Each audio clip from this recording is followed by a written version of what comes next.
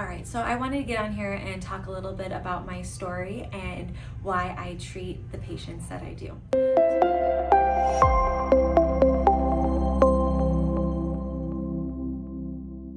So when I was in chiropractic college, I wanted to only work with athletes, and being the small, independent, strong-willed female that I am, I wanted to make sure that I could adjust the biggest guys and I could be the most aggressive with my soft tissue work and I could get the best results, which is how I ended up meeting Dr. Quill, but that's a different story. What ended up happening was we graduated chiropractic school, ended up working in Des Plaines, and we worked directly with a bunch of different CrossFit gyms, and I treated mainly CrossFitters for the first 2 years of practice.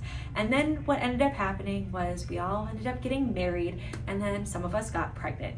And then all of a sudden I was not only treating CrossFitters, but I was treating pregnant CrossFit women. So I decided that in order to provide the best care for my patients, that I needed to get more continuing education on pregnancy and CrossFit.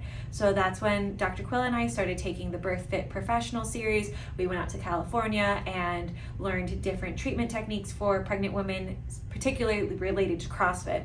And then what happens after you get pregnant is you have a baby. So then I was treating CrossFitters, pregnant CrossFitters, and then I had pediatric patients coming into my practice, and they were having issues with their latch, and they were having eczema, and they were having allergies. And I was like, well, now it's time for some more education. And then I ended up getting pregnant myself, and I thought I did all the right things. I exercised in pregnancy, I did CrossFit, I had my baby at home, and then all of a sudden my baby couldn't latch, and I had cracked and bleeding nipples, and I had a baby that was failure to thrive, and I didn't know what to do, and my midwife referred us to a lactation consultant. And so she came over and she assessed us, and she helped me with some feeding issues and some tips, and our first ended up having a tongue tie and lip tie procedure. And after the procedure, there was a night and day difference, and this was huge for my mental health, for my daughter's weight gain. It took her from being a failure to thrive to being now a very thriving toddler, and it opened up my eyes to this whole different world of women's health that just is not addressed.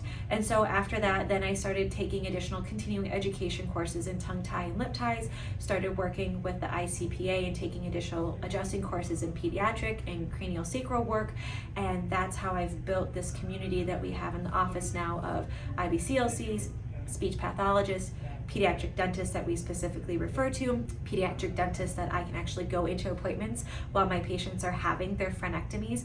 And that is why I'm so passionate about working with pediatrics, especially those with tongue tie and lip ties.